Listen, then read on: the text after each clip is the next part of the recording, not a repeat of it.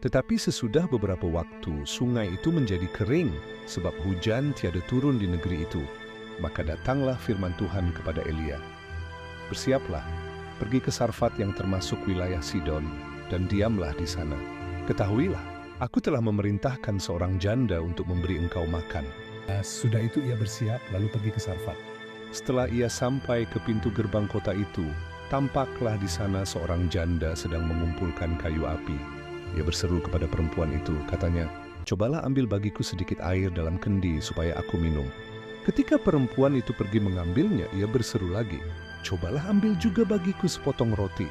Perempuan itu menjawab, "Demi Tuhan, Allahmu yang hidup, sesungguhnya tidak ada roti padaku sedikit pun, kecuali segenggam tepung dalam tempayan dan sedikit minyak dalam buli-buli. Dan sekarang aku sedang mengumpulkan 2-3 potong kayu api. Kemudian aku mau pulang dan mengolahnya bagiku dan bagi anakku. Dan setelah kami memakannya, maka kami akan mati." Tetapi Elia berkata kepadanya, "Janganlah takut, pulanglah, buatlah seperti yang kau katakan, tetapi buatlah lebih dahulu bagiku sepotong roti bundar kecil daripadanya, dan bawalah kepadaku.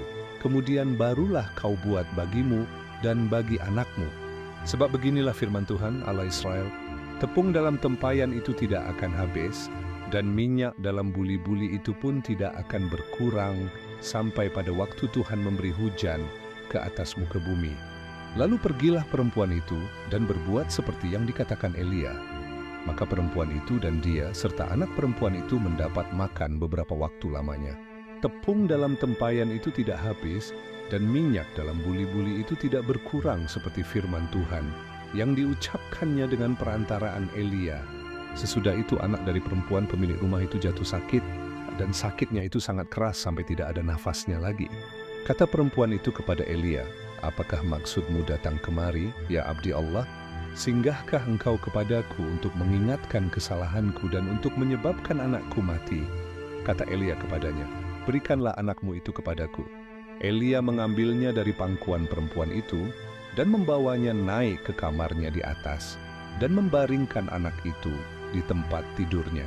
Sesudah itu ia berseru kepada Tuhan, katanya, "Ya Tuhan Allahku, apakah engkau menimpakan kemalangan ini atas janda ini juga yang menerima aku sebagai penumpang dengan membunuh anaknya?" Lalu ia mengunjurkan badannya di atas anak itu 3 kali dan berseru kepada Tuhan, katanya, "Ya Tuhan Allahku, pulangkanlah kiranya nyawa anak ini ke dalam tubuhnya." Tuhan mendengarkan permintaan Elia itu, dan nyawa anak itu pulang ke dalam tubuhnya, sehingga ia hidup kembali. Elia mengambil anak itu. Ia membawanya turun dari kamar atas ke dalam rumah dan memberikannya kepada ibunya. Kata Elia, "Ini anakmu, ia sudah hidup." Kemudian kata perempuan itu kepada Elia, "Sekarang aku tahu bahwa engkau abdi Allah dan firman Tuhan yang kau ucapkan itu adalah benar."